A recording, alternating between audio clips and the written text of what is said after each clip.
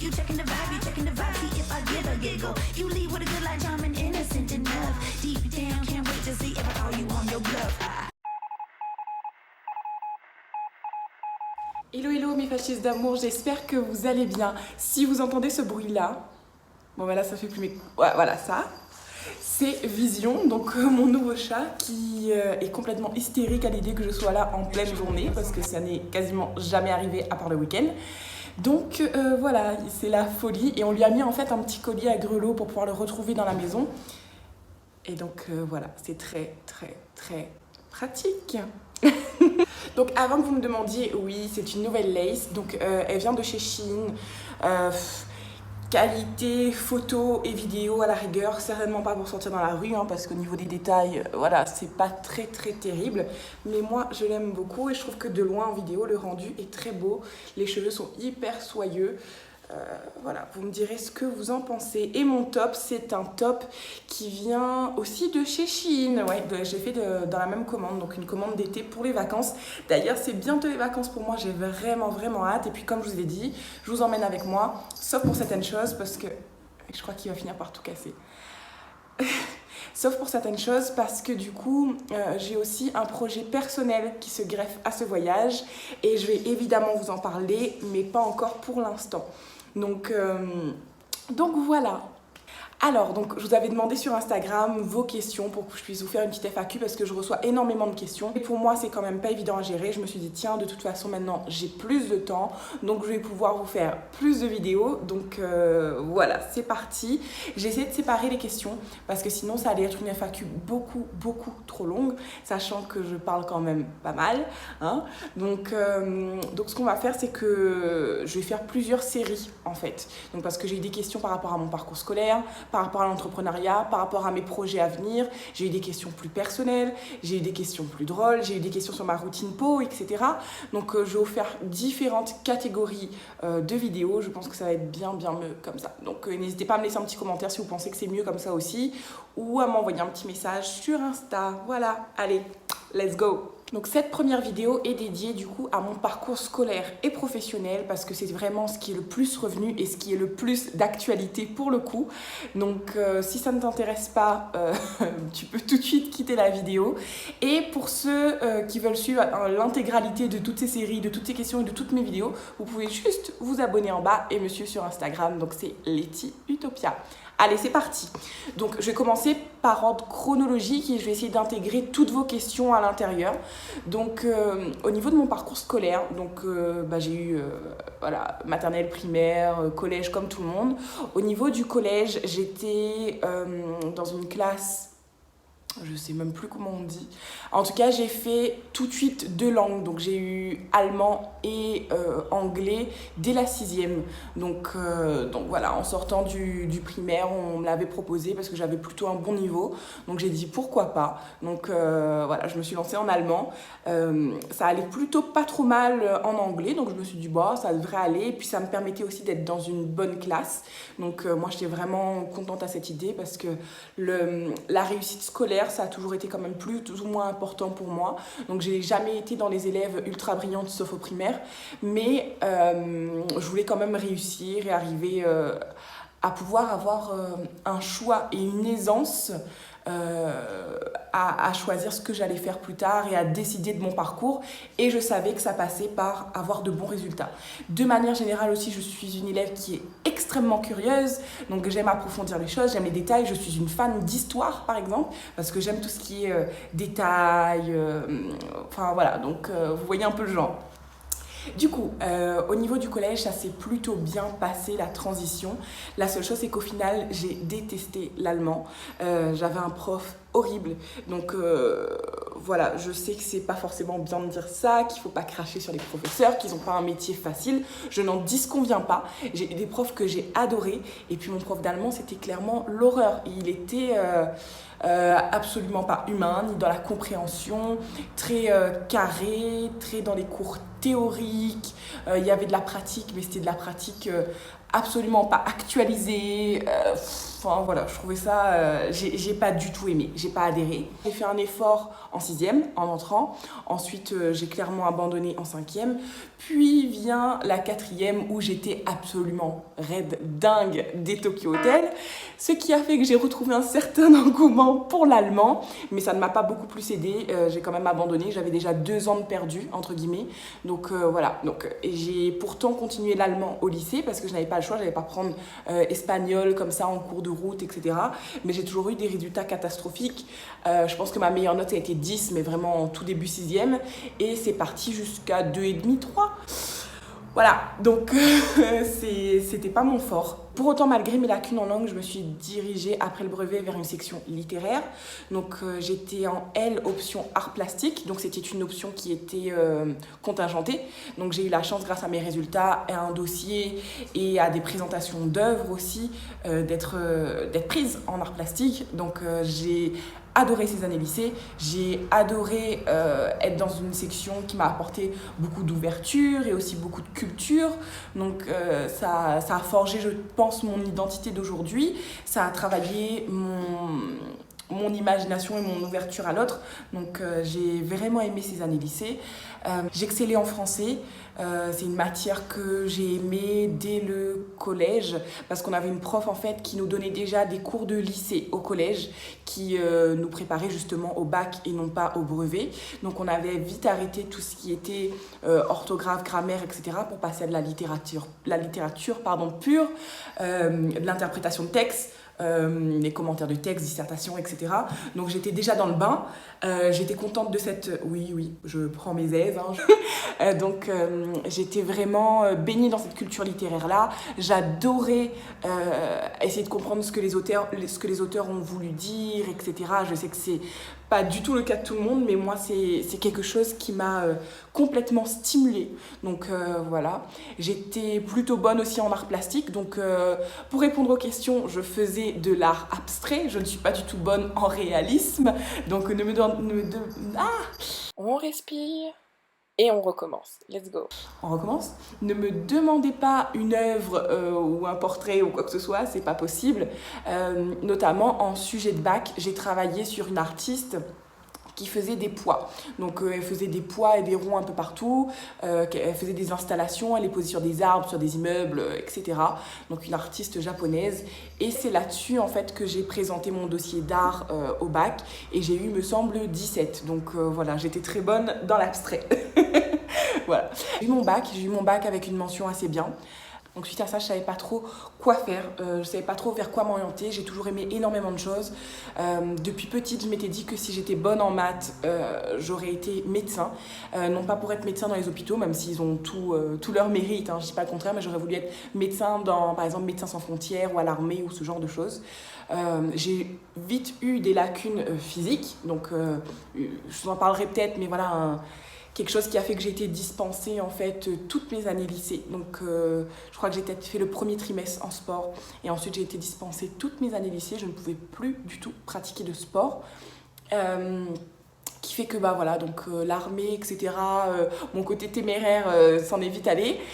Et le côté aussi matière scientifique, c'était pas forcément mon fort. Aujourd'hui, je me rends compte que c'était surtout un manque d'intérêt plus qu'un manque de capacité, même si c'est pas forcément mon intelligence favorite, l'intelligence arithmétique, etc. Donc voilà, donc il fallait que je m'oriente et mon principal but en fait c'était de partir. Donc j'avais l'attrait pour l'étranger, j'avais besoin de découvrir autre chose. Depuis petite, je voyage quand même beaucoup. Mon papa est un dingue de voyage, c'est quelqu'un qui voyage souvent en sac à dos, c'est pas mon genre. Mais voilà, j'ai pris l'avion toute seule à 8 ans donc, pour aller en Nouvelle-Calédonie. Nouvelle-Calédonie-Réunion, ça m'a pris à peu près 2 jours avec une escale en Australie. Donc voilà, j'ai vite appris à me débrouiller et j'ai vite eu envie de découvrir le monde. Et surtout de me prouver à moi-même que j'étais capable de réussir toute seule, de m'assumer toute seule Et voilà, je pense que c'était surtout un challenge personnel. Donc j'ai passé les concours en fait pour pouvoir aller étudier au Québec. Donc j'ai été financée par un organisme réunionnais qui s'appelle l'ADOM, donc la plupart des Réunionnais doivent connaître. Et en fait, je crois qu'on était une soixantaine ou une centaine de participants et une trentaine de sélectionnés.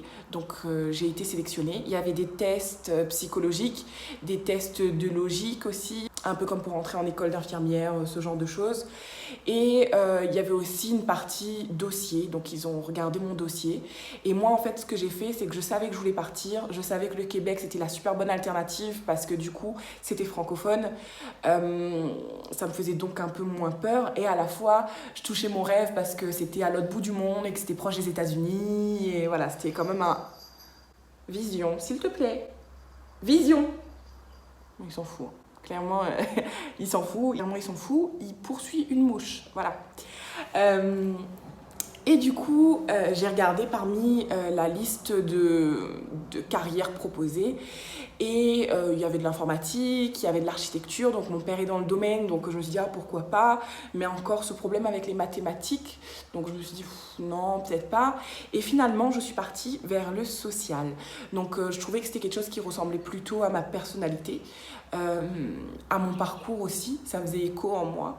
Et je savais que aider quelqu'un, aider les gens, c'était quelque chose qui me plairait profondément et qui me rendrait épanouie. Je suis partie tête baissée, j'ai été sélectionnée et je crois 2 mois plus tard, après le bac, 1 mois après le bac, à peu près 1 mois et demi, j'étais dans un avion direction le Québec. Donc je vais clairement pas plus vous détailler ma vie au Québec, je vous ferai peut-être une vidéo dédiée.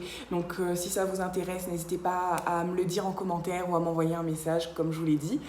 Et du coup, pour vous faire un topo, j'ai adoré être au Québec. Au niveau du parcours scolaire, par contre, c'était vraiment le cliché. Donc, on avait nos petits casiers, etc. C'était vraiment à l'américaine. Donc, j'ai réussi mes 3 années. C'était des années qu'on pourrait dire ici d'alternance, sauf que je n'étais pas rémunérée. Mais j'avais des stages réguliers. Donc, dès mon 2e trimestre, il me semble, oui, j'avais un stage déjà. Donc, on était vraiment mis dans le bain. Donc, je considère en fait que j'ai commencé à travailler là. Donc, j'avais 18 ans et demi, 19 ans. Et j'étais déjà mise sur le terrain, etc. J'ai eu différentes clientèles avec différentes problématiques. J'ai adoré toutes mes années d'études. J'ai adoré le Québec, ma vie en colocation parce que j'étais en colocation. Il faut vraiment que je vous fasse une vidéo dédiée parce qu'il y a eu plein de choses ces années-là. Et j'ai adoré en fait ce parcours et ce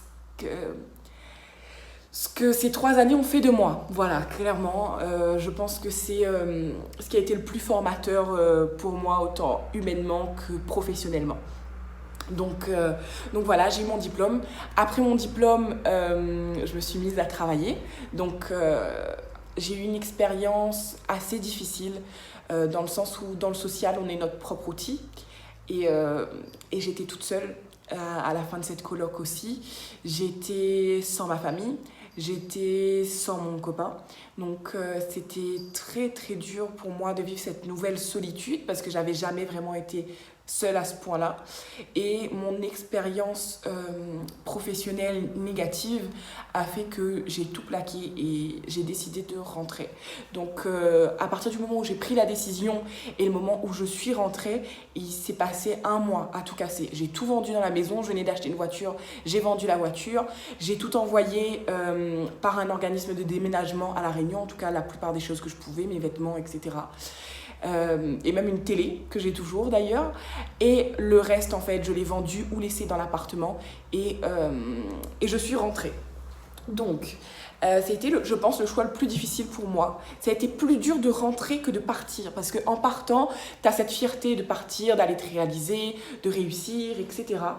Et en fait en revenant il y a ceux qui ont vu ça comme un échec, donc très peu de proches à moi, hein, mais des gens avec qui j'étais à l'école, etc., qui ont dit, qui ne comprenaient pas, pourquoi, non. Mais la plupart des gens qui me connaissaient vraiment, qui ont pris le temps de comprendre ma décision, ont vu que pour moi c'était vital, que c'était un besoin. Et au fond, je me suis dit, c'est pas un échec parce que j'ai eu mon diplôme, j'ai eu mes expériences professionnelles et je sais que si je décide de repartir un jour en Amérique du Nord, je pourrai travailler, je pourrai exercer. Et voilà, et c'était surtout un gros acquis personnel. Donc en soi, ça n'a pas du tout été un échec pour moi.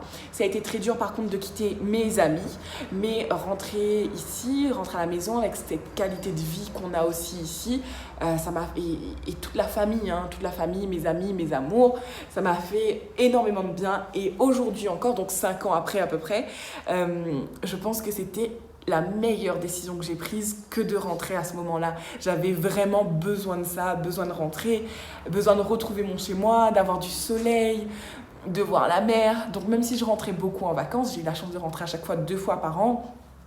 C'est pas la même chose. Et puis quand tes parents commencent à vieillir un peu, qu'il y a des naissances et que tu n'es pas là, ce genre de choses quand même, moi qui suis très proche de ma famille, de mon petit cocon familial, du moins pas de ma famille éloignée, c'était quand même pas évident à vivre. Donc moi je suis rentrée comme une gagnante, hein, avec mon diplôme, avec mes expériences professionnelles. Donc je suis restée... Mon objectif premier en rentrant, c'était de travailler le plus vite possible pour m'assurer une stabilité financière, parce qu'au Québec j'étais boursière, donc les premières années, donc ça allait très bien pour moi. Je vivais très bien avec ma bourse au Québec et j'avais des petits boulots, donc j'ai travaillé dans un café étudiant, ce genre de choses, et puis ensuite j'ai eu un vrai boulot. Donc l'important pour moi en rentrant, c'était de travailler. Donc même si je rentrais en fait chez ma maman, que je n'avais pas de charge, c'était important pour moi d'être indépendante. Donc 1 mois après, j'ai trouvé un boulot. Donc je me suis mise à travailler chez Leroy Merlin. Donc clairement ça a été la pire expérience de ma vie. Donc je ne fais pas de mauvaise pub au magasin. C'est un magasin que moi-même je continue à fréquenter en tant que cliente. Ils ont un excellent relationnel par rapport aux clients. Ils ont de très bons produits qualitatifs. Ils ont énormément de qualité. Mais pour les employés, je trouve que les conditions d'emploi sont encore déplorables. Il y en a des bien pires, mais il y en a des bien meilleurs. Et pour un groupe aussi gros, je pense qu'ils auraient beaucoup de facilité à améliorer les qualités de vie, enfin de travail des employés. Je ne vais pas m'étaler plus que ça. Mais voilà, vous avez mon avis. Du coup, j'y suis quand même restée 1 an et les diverses conditions de travail. Donc, je travaillais du lundi au dimanche parfois. Donc, voilà, c'était assez pénible. J'avais un uniforme, c'est quelque chose que je déteste. Voilà, plein de choses qui ont fait que je suis quand même restée 1 an parce que j'avais une stabilité financière, parce que j'ai eu mon CDI. Donc, j'ai signé un CDI là-bas assez rapidement. Et à La Réunion, on ne va pas se cacher que le Graal, c'est d'avoir un CDI. Mais je me suis rendu compte qu'avoir un CDI, mais ne pas être épanoui, aller au travail à contre-cœur et presque les larmes aux yeux, c'était pas du tout quelque chose de valorisant. C'était pas du tout ce que je voulais pour moi et pour ma vie. Surtout après une expérience aussi concluante, entre guillemets, et enrichissante qu'au Québec, j'avais certainement pas envie de me retrouver contrainte dans un métier et j'étais encore jeune et je me suis dit ok, stop. Donc il fallait que je trouve quelque chose. À la même période en fait, mon papa m'appelle et me dit écoute, il y a les job dating pour entrer en licence pro banque assurance, moi je te vois bien là-dedans, tente ta chance, on ne sait jamais, etc. Et en fait j'avais déjà eu un parcours plutôt éclaté du fait que j'aime énormément de choses. J'avais par exemple, avant de partir au Québec, passé mon concours pour l'école d'infirmière et j'avais été reçue. Donc il me dit pourquoi pas tenter ça, si tu as pu réussir dans le social, réussir ton concours d'infirmière, avoir d'autres aspirations, travailler en bricolage, enfin voilà, ça pourquoi pas. Et je me suis dit, tiens donc, c'est quelque chose qui m'intéresse pas mal. En plus, je vais repartir en formation et moi, j'adore apprendre. Donc, oui, allez, let's go. Donc, pareil, j'y suis allée du jour au lendemain. Je suis arrivée avec un CV, mais pas plus préparé que ça. J'ai passé les premières étapes, la deuxième étape, la troisième étape. Je crois qu'on en avait 3. Donc, oui, 3 étapes, des tests de groupe, des tests individuels. Il fallait réussir des exercices en groupe avec des gens qu'on ne connaissait pas. Je pense qu'on était à peu près plus d'une centaine aussi à faire les job dating et une trentaine aussi à être sélectionnée. Et j'ai été prise. Donc j'étais vraiment fière de moi, sans aucune prétention. J'étais fière de pouvoir sortir déjà de cette situation qui ne me plaisait pas du tout et de pouvoir aller dans un milieu aussi dit prestigieux que le milieu bancaire et celui de l'assurance. Donc, et c'est là que, en fait, en faisant mes études, je me suis rendu compte que j'étais pas si nulle en maths, parce qu'il a fallu faire des maths, il a fallu faire de l'arithmétique, entre guillemets. Donc, j'excellais pas, je me battais même pour réussir dans certaines matières, clairement. J'ai trouvé qu'on avait un rythme très soutenu, c'était un rythme aussi en alternance, avec énormément de devoirs, un mémoire, c'était très très très intense. C'était une reprise pour moi après 1 an de coupure d'école. Voilà, c'était pas forcément évident. J'étais avec des gens qui venaient du BTS Bank, qui avaient déjà mis un pied dans la banque. Pour moi, voilà, ça me parlait, j'avais envie de découvrir ce domaine. Et en même temps, c'était absolument abstrait. Donc voilà, ça n'a pas été évident. Mais pareil, je suis repartie avec mon diplôme.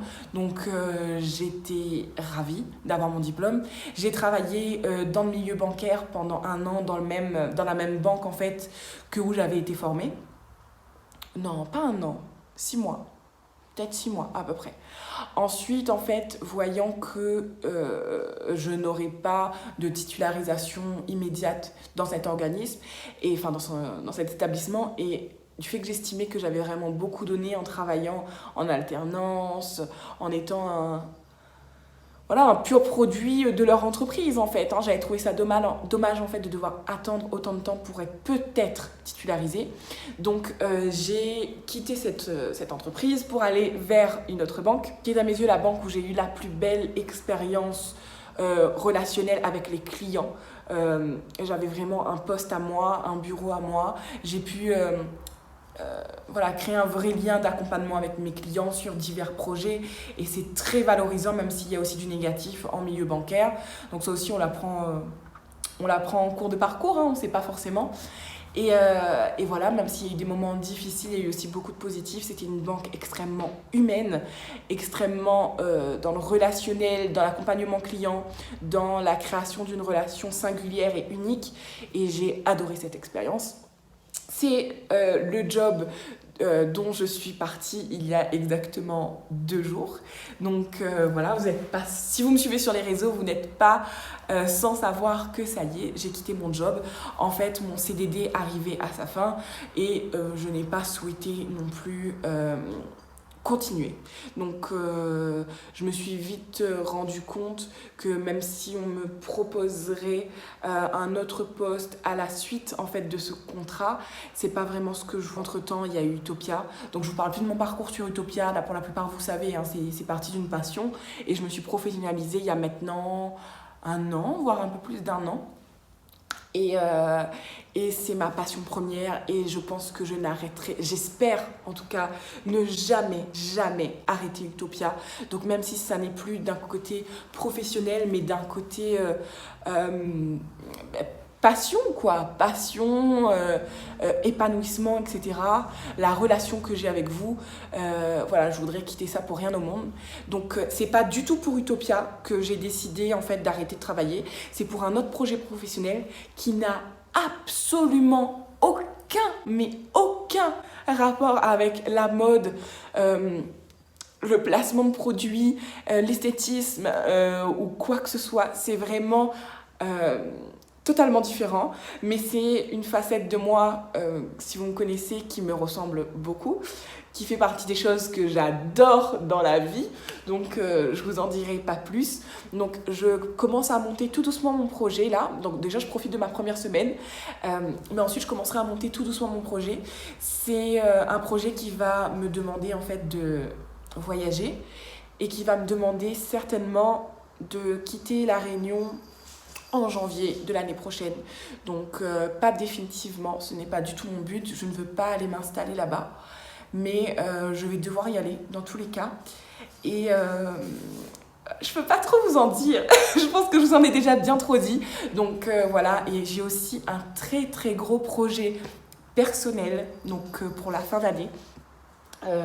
Dont je vous en parlerai en temps et en heure, donc quand je serai prête, peut-être même bientôt, parce que Donc ma vidéo a coupé à ce moment-là, je ne sais pas si c'est un signe pour que je me taise, mais en tout cas, oui, peut-être même bientôt parce que ça va finir par se savoir. Non, je ne suis pas enceinte, hein, je vous le dis tout de suite, et ce n'est pas non plus dans mes projets. Donc voilà, donc j'ai autant un grand projet personnel en fin d'année qu'un projet professionnel en début d'année prochaine.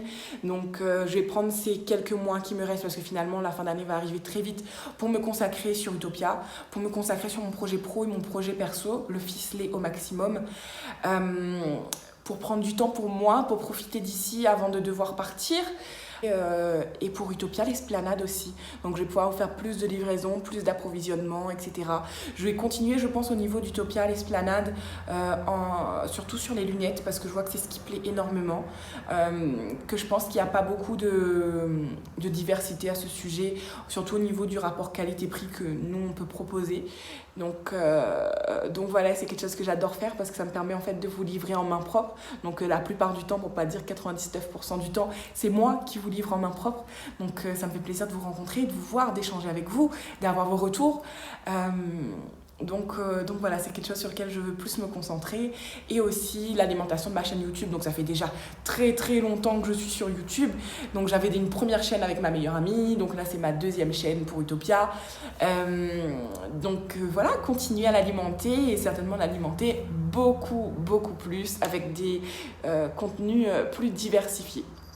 Donc voilà, je pense qu'on a fait le tour au niveau pro. En fait, j'avais noté les petites questions. Oh. En tout cas, je vous ai parlé de mon parcours scolaire, ça c'est fait, de mon projet. Et je vais peut-être terminer en fait sur des questions qui m'ont été posées par rapport au fait d'avoir sa marque de vêtements. Donc on va rétablir les choses déjà. Utopia, c'est mon enseigne, mais ce n'est pas une marque. Donc déjà, je n'ai pas déposé la marque Utopia parce qu'en fait, je ne crée pas mes vêtements. Donc je me sens absolument pas légitime à déposer une marque où il n'y a pas de création. Donc je travaille avec des fournisseurs, essentiellement un fournisseur qui est en Floride. Un de mes rêves, ça avait été d'être styliste. Donc je ne désespère pas un jour de créer ma marque, mais pour l'instant, je pars vers d'autres projets et travailler avec des fournisseurs était beaucoup plus simple aussi pour moi. Je ne voulais pas du tout m'embarquer là-dedans pour le moment, donc peut-être un jour, sait-on jamais. Puis désolée si le cadre a changé, c'est parce qu'en fait j'ai eu un appel, ça m'arrive toujours lorsque je fais une vidéo et ça m'exaspère et je suis mauvaise avec les gens au téléphone, pas mauvaise mais très froide parce que je veux pas perdre le fil et que je veux continuer, etc. et que je veux pas perdre ma luminosité surtout. Donc voilà, je ne pourrais pas vraiment me donner de conseils aux gens qui veulent créer des marques. Je pense que vous pouvez vous tourner vers d'autres personnes qui seront peut-être plus aguerries. Et du coup, voilà, je ne suis pas forcément la plus expérimentée à ce niveau-là. Je pense que l'essentiel, en fait, c'est de vous faire confiance, de croire en votre potentiel créatif, aller visiter en fait différentes usines pour peser le pour et le contre, voir qu'est-ce qu'ils peuvent vous proposer au niveau du rapport qualité-prix, etc. Et voilà, c'est tout ce que j'aurais à dire. Je suis vraiment pas l'experte dans ce domaine-là. Je pense que l'important c'est d'emmener sa touche et de s'épanouir dans ce qu'on fait. Voilà, donc je pense que j'ai fait le tour au niveau des questions professionnelles. J'ai fait le tour en tout cas aussi de ce que je pouvais vous dire, parce que je ne peux pas forcément tout vous dire. Ce qui est certain, c'est que je veux filmer un maximum mon lancement dans l'aventure professionnelle, même si je suis quelqu'un de très superstitieuse. J'ai du mal à parler de mes projets en fait avant qu'ils soient nés. J'ai pas envie de parler d'un projet qui verra peut-être jamais le jour au final, enfin je me souhaite pas ça, mais voilà, j'aime bien quand les choses sont concrètes, établies et véridiques. Donc, mais je vais essayer en fait de quand même vous partager certaines choses de ce quotidien-là, parce que ça va beaucoup changer au niveau de mon quotidien, donc surtout l'année prochaine. Donc voilà, donc j'espère en fait que ça aurait été concret pour vous, que ça vous fait plaisir. Je vous ferai d'autres vidéos, donc notamment sur ma vie au Québec. Je vous ferai une vidéo aussi par rapport à ma peau et mon teint, mais ça certainement plus quand je serai en vacances. Enfin bref, je commence à penser à voix haute, ça ne vous intéresse certainement pas.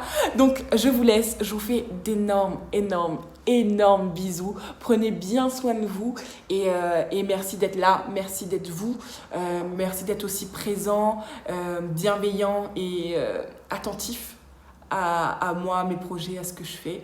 Et voilà, je vous fais de gros bisous mes fascistes. À très vite.